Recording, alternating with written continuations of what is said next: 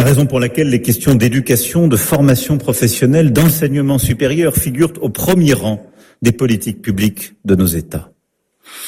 Le Maroc et la France s'inscrivent à cet égard dans une francophonie ambitieuse, celle que nous avons célébrée récemment à Villers-Cotterêts, et qui constitue une opportunité supplémentaire pour nos deux jeunesses de développement dans cet espace francophone unique. Plus de 320 millions de locuteurs aujourd'hui, 500 millions à l'horizon 2050. Mais nous faisons face à un enjeu d'échelle, car ces priorités sont aussi celles des grands acteurs mondiaux qui entendent prendre ou garder la main sur les technologies les plus avancées, qui ont des marchés intérieurs considérables et qui n'ont aucune raison de faire de cadeaux ni à l'Europe, ni à l'Afrique, ni au Maroc, ni à la France. C'est pourquoi, si nous voulons relever tous les défis que je viens d'évoquer, celui de la compétitivité, de l'intégration énergétique, du numérique, de la capacité de recherche aussi dans les domaines cruciaux, comme celui de l'intelligence artificielle, il nous faut drastiquement investir dans la formation. Développer partout nos systèmes éducatifs et leurs échanges, et former sur tous les domaines critiques. Nous avons décidé, lors de cette visite, d'aller beaucoup plus loin en la matière et de nouer de nouveaux partenariats académiques.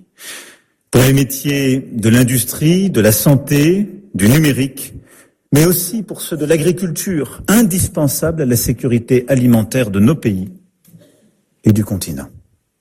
Sur chacun de ces domaines, savoir former des talents, savoir les faire voyager, puis les conserver, est un défi essentiel pour nous. C'est pourquoi ce partenariat d'avenir doit être respectueux, exigeant, mais il est indispensable pour nos jeunesses.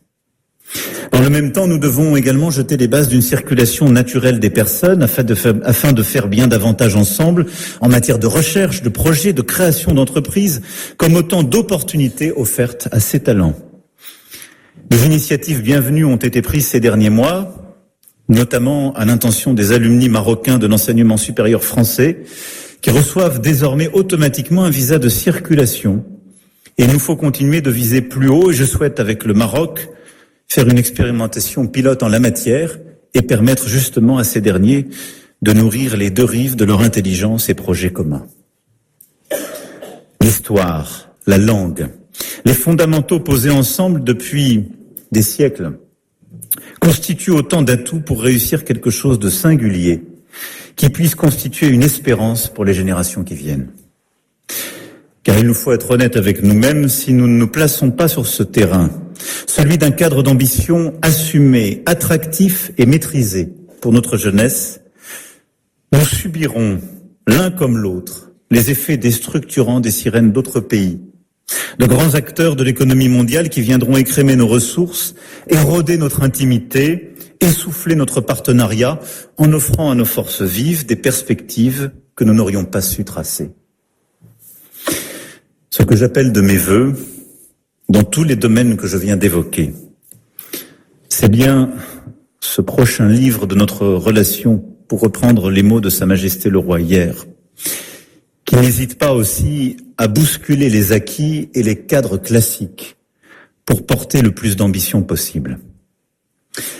Car je crois qu'au-delà de nos deux pays, ce nouveau livre emporte aussi la possibilité d'écrire une nouvelle page de l'avenir et du développement du continent africain. Oui, tout au long des décennies passées, le Maroc et la France sont demeurés des alliés fidèles dans les temps troublés. Et jamais la France n'a manqué au Maroc sur toutes les questions existentielles auxquelles il a fait face. Et je pense, bien sûr, en premier lieu, au Sahara occidental, à propos duquel j'ai souhaité, au nom de la France, préciser ma vision en m'adressant à Sa Majesté le Roi Mohamed VI le 30 juillet dernier. Et je le réaffirme ici devant vous. Pour la France, le présent et l'avenir de ce territoire s'inscrivent dans le cadre de la souveraineté marocaine.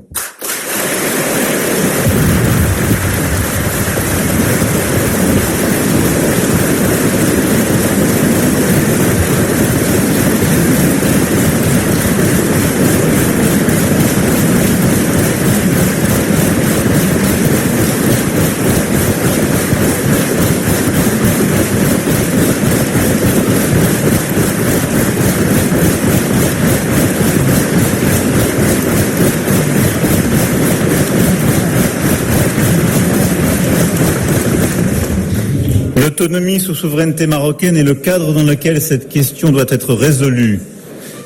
Et le plan d'autonomie de 2007 constitue la seule base pour parvenir à une solution politique juste, durable et négociée conformément aux résolutions du Conseil de sécurité des Nations Unies.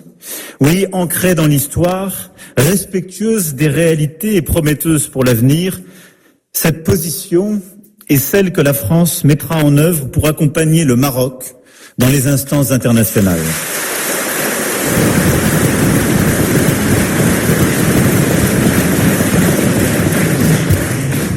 Et je le dis ici aussi, cette position n'est hostile à personne.